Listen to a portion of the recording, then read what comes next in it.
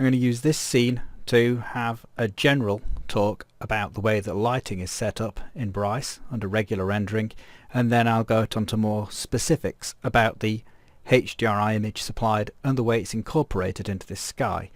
So I'm going to start off though by looking at this sky and fog menu and the different options we've got here. So we've got a thumbnail and 3 colour swatches. There's a little arrow down here and that allows you to select between these options for the sky. So when you've got soft sky and darker sky, things like the sky colour, the sun glow colour and the horizon colour are created automatically due to the position of the sun in the sky, and so that's a degree of automation. Custom sky allows you to select these colours for yourself, which allows you a lot more control and some really unusual combinations of colour in your sky if you want that. As things stand, I've chosen a very dark blue for the sky colour, a colour that is compatible with the haze for the horizon colour. This colour colours the clouds close to the horizon depending on the cloud altitude to some degree and the haze settings, and this sun glow colour is the area around the body of the sun. The sun colour itself is just here, and that's set to an orangey colour because this is about golden lighting. So we're looking at low altitude sun on the horizon and this sort of general rich orangey colour that we've got, which is how everything's been set up. The next thumbnail across is a shadow intensity control, and really for the purposes of this it wants to be set at 100. If the shadow intensity control is set down, and this is a global control so it will affect all HDRI lighting and other light sources if there are any in the scene, that will allow light to travel through the solid object, and so you won't get intense shadow regions. Now if you're not using sophisticated lighting, then if you have the shadow intensity at 100 you'll have fully black shadows, which could look a bit odd. So that's something you could use if you've not got very sophisticated lighting. In this case though, we have got good quality lighting, so we want 100% shadow intensity, particularly for the global control. The colour swatch here is providing the global ambient colour. That colour drives the material effect ambience. So in this case none of the materials have ambient colour, so having it at fully white will not affect the materials. If there was some ambient colour in the material, and I'll just demonstrate that now, so I'll select the terrain, go into the material lab, and I'll provide material ambience. You can see immediately it glows here.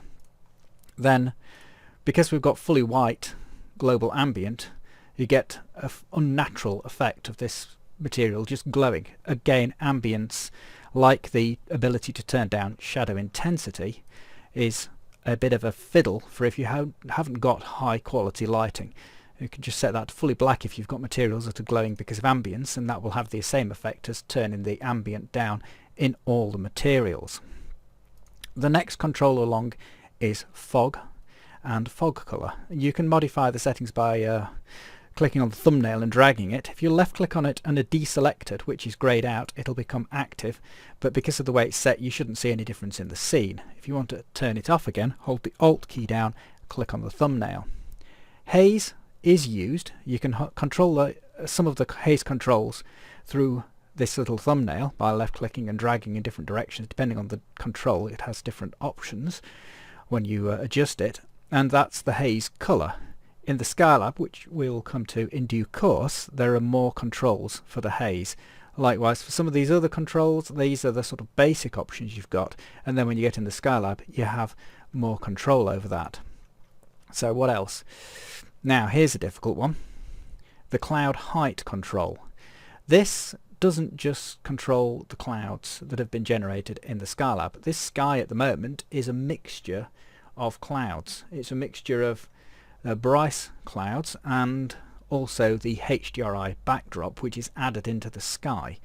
So if we lift the clouds, some of the clouds will appear to move and some will stay in the same place. And it's quite high at the moment, so I'm going to have to lower the clouds. So I've lowered the clouds, and as a result you see there's a change in the sky, and it will also have pushed down the haze because the cloud height controls to some extent how far the haze moves up in the sky. So there's a few things to do with that control. If you want to turn clouds off but still have modified, supposing you have a sky but you don't want the clouds, but you do want the HDRI backdrop and you do want the haze, then you might want to adjust the cloud height with this control like so. Then you can hold the Alt key down and switch the clouds off.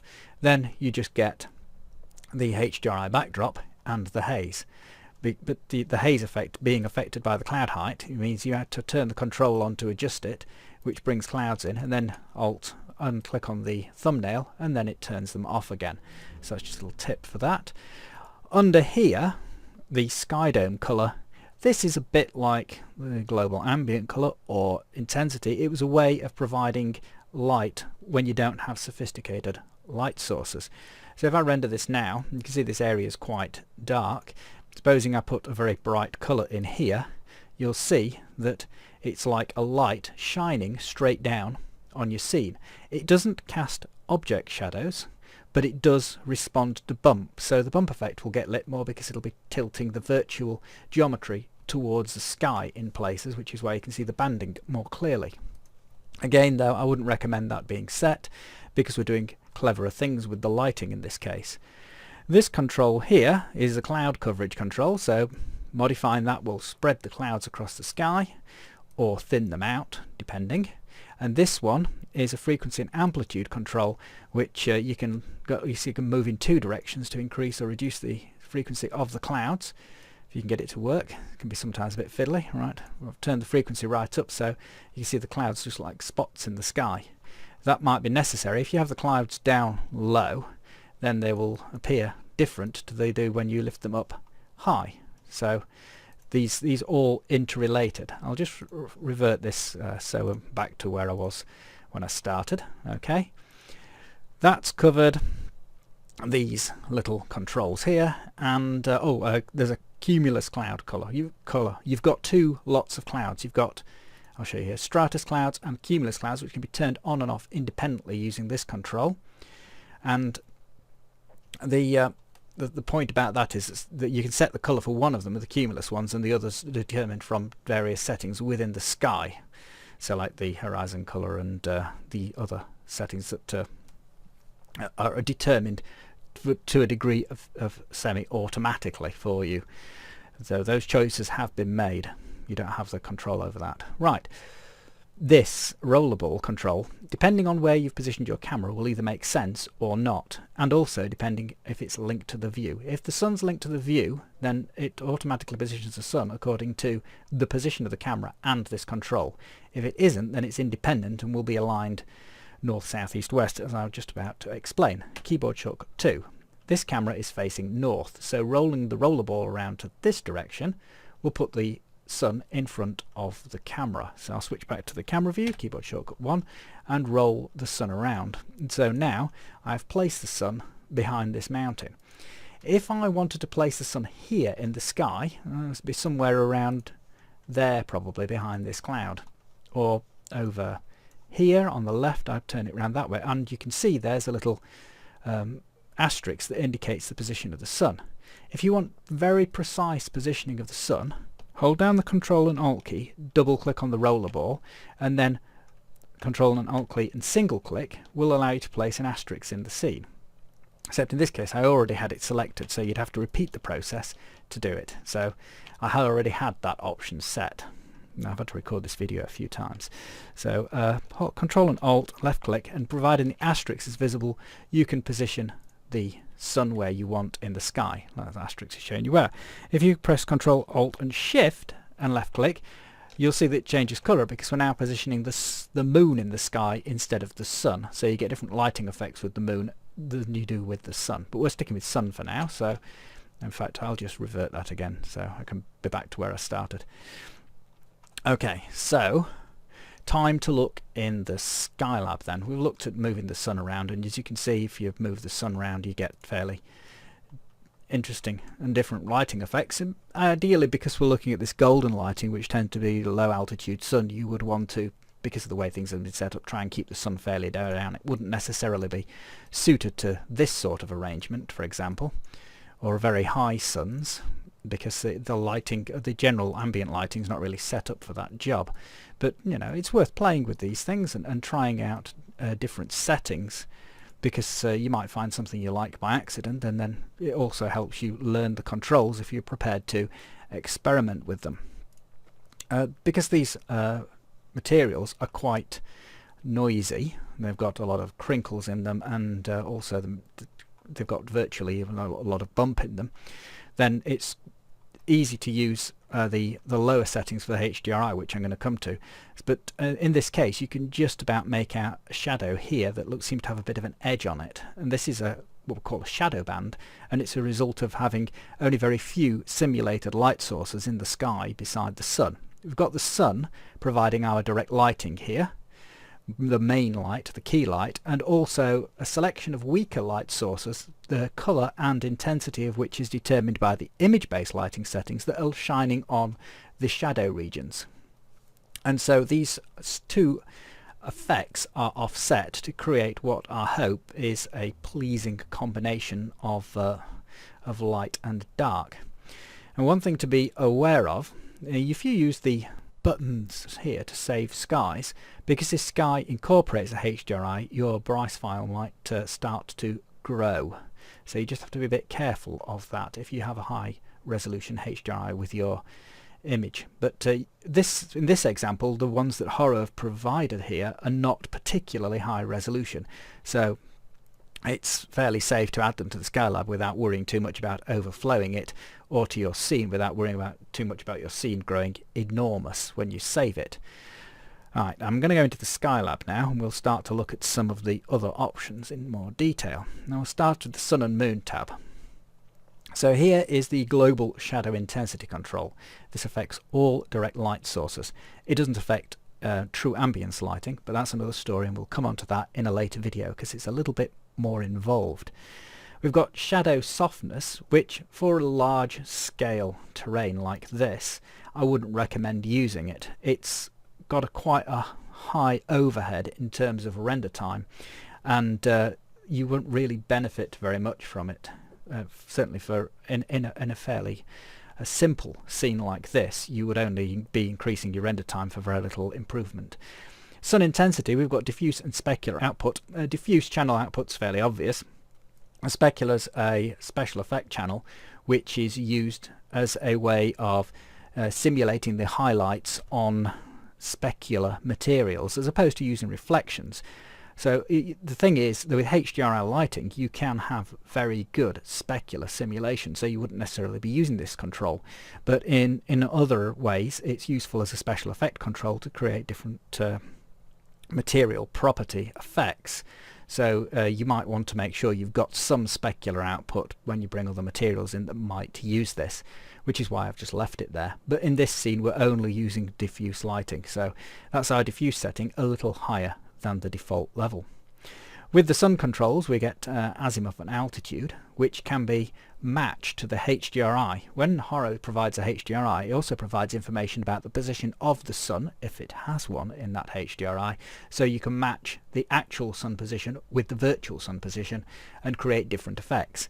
Here we've got sun glow settings and whether or not the sun appears in the sky, and also sizing of the sun. So I think they're fairly apparent. We've got a repeat of the ambient colour and also of the sky dome colour here. So there's another way of modifying these values in the Skylab itself. Cloud cover, these are the procedural functions that generate the clouds. I won't delve too deeply into that. And just to point out that you can switch the clouds on and off independently here as well as in that drop down menu. In atmosphere we have the haze settings and additional controls that you don't have access to in the other menu, and this blend with sun control that takes the haze colour and the sun colour and blends it depending on the value here across the horizon, as well as the luminance. So it's worth experimenting with these, and you can control whether you're blending with haze and or fog alone. So a little bit more control there than I'm using in this particular sky. I've just got it set to a basic blend with sun. So this is what's creating this gradient across the horizon here. So the sun's over somewhere on the left, so we're getting the sun colour on this part of the haze, and on this side we're getting more of the haze colour in the haze. It'll get darker. You can change the contrast and colour just by sliding those around and check it in this preview. This preview, by the way, can be turned on by just using this drop-down menu and clicking on Render in Scene. So if you're not seeing that, it's probably because it's not been turned on, and then you'll get a view from the camera. Right, let's move on then to image-based lighting. Or do I mention colour perspective? If this isn't set, then you have the default colour perspective, which means you get sort of a bluey-grey colour added to the haze for distant objects. If you do set this, you have more control over it, and you can create very dramatic effects by setting these values up. You can see now that that's got an extreme blueness added, and there you can modify these in whatever way you want. But that's a little bit of an advanced thing to cover. I just thought I'd mention it. Okay, moving on then, as I suggested, to image-based lighting. Image-based lighting provides you with a similar control to the one that controls the sun. This dot, however, doesn't represent the sun. It represents the very apex of the sphere that is the HDRI sphere. That's a projection of that sphere, an angular map or light probe, so it's sometimes a little bit difficult to interpret. This point in the middle of this light probe is actually the bit right in front of the camera when it's correctly orientated, so I'll put it back to its default orientation. So that bit there is now right in front of us. The perimeter of this is the point directly behind us to the south. This up here in this middle to upper region, like about there, is what's directly above us, and this dark area down here, that's what's directly below us. So it's not a straightforward projection. It's not like the reflection on a sphere. That would be a mirrored map, and that has a slightly different proportions and effects, but this is an angular map, and you can get spherical maps, and again, it's just to overcome this issue of having three-dimensional surface that you've got to place on a two-dimensional surface. So this is the difficulty. I mean, if you think about the projections of the globe's layout and the fact that you've got with a longitude latitude, which is essentially a spherical map, it's easier to talk about that. Greenland can look really big when it's not really big. So you get all these kinds of distortions in this angular map, but it's a little bit different because of the way that the projection's been done. I don't need to go on about this too much, do I? It's really boring. So sorry about that. Right. Controls we have here. This quality setting will reduce the effect of any shadow banding you might see. You don't need to turn it right up. Unless you've got very plain materials and the bands are very obvious, just turn it up a stage at a time from 16 until the bands that you saw vanish. And that's the most efficient way of doing it. The shadow intensity control here just applies to the simulated light sources generated in the sky. Again, I would leave that at 100 because it just lets light through solid objects. When you start modifying the intensity, it will also, if it goes below 100, make the render less efficient because it's got more rays to trace because it's so much has stopped on the surface, so much has gone through the object that wouldn't, that kind of thing. Again, softness, you probably don't want to employ that. If you did, you would only want to do it at quality 16, and you would want to use premium effect render mode with shadow softness set. Again, probably a bit advanced for what we're looking for here. If you want to align the Bryce sun with the HDRI image, check out Horo's text file to get the details, and then you could just match the azimuth to the yaw and the altitude to the altitude provided in the text file. So now the Bryce sun here is aligned with where the HDRI sun was in there. In this case, this example doesn't have a very bright sun in the HDRI image. It allows you to have more general ambient light from your scene without having a strong light source in the HDRI, and you can use the sunlight independently from this, which is providing general ambient light. Okay, now if you remember, we have the Bryce clouds and the sky colour and the haze effects and things like that. This can be combined with this HDRI image, which is also a sky, by using use as a backdrop, and in this case I've added it to the sky. There are other options. I understand that Horo has covered those in his video. Also, I have used use to sky, so this brings some of the dark blue into this sky. So this is where these areas are very dark, it's sort of a browny colour. It gets the blue added in, so you see a bluey browny colour there. You can independently move the HDRI from the sun. Obviously, since I was moving the sun independently from the HDRI, you can grab this rollerball and just roll it around and it repositions it. But because there's a set horizon in this particular HDRI, that might look a bit odd. So really, I'll just reset it now. You want to make sure you're rotating the HDRI on the y-axis. To do that, hold the control key down and then it'll just affect the yaw when you use your mouse. So you can roll that around, and if you wanted to match things up again, you could take that, click on the yaw, copy it, go to the azimuth, paste it, and then you will have reorientated your HDRI image to match your sun and vice versa. You can do it in either direction. It doesn't really matter. So you get that on Control C. I've got to try and hit the right button to do this, haven't I? Control V. And then you can move it around the other way. As I was saying though, you won't necessarily be able to appreciate what the shadows are doing from this thumbnail because you're only getting the 16 light sources. So when you've got things and you're getting close, you can check out your shadow regions, see if there's any obvious shadow bands in there, and if not, then you're good to go.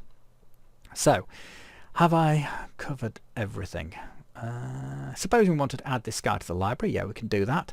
I think I covered that in the other video, but why not? So you go Sky and Fog, find out whichever way you want to save it. I'll save it in this one and go Add, and that adds it to your library. You can bring out other skies that you saved in the same way, and the same control exists in the Skylab here. So there's a Skylab.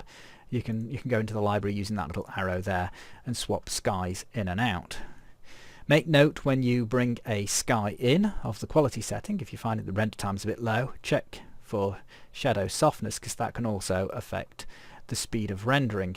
So when you bring a sky in from the Skylab, irrespective whether it's one of Horo's and mine or one of the presets, it's a good idea to just have a quick look and try and decide, has it got ambient? Is that going to affect the way my materials look? Have I got any specular output to drive specular material effects? Is there sky dome color set, which is going to mean that light's getting into the shadow regions? Is there an ambient, I did that one, didn't I? A shadow intensity, that's what we should look at. Is there shadow intensity at 100? And has it got a HDRI associated with it? Well, you should know when you load it in if it has, because you'll see a little H in the bottom right hand corner. Otherwise it won't, and then you don't have to really concern yourself with that. Well, do take note of these settings here and these little arrows. I know it can be quite fiddly to look for. Okay then, right, I think I have covered just about everything, and I've gone on for far too long there, so there you go. I hope you found that interesting and useful, and that this little video will help you get to grips with this Sky product provided, and also as a general guide to using the Skylab and the Sky controls in Bryce 7.1 Pro. Okay then, that's the end of the video.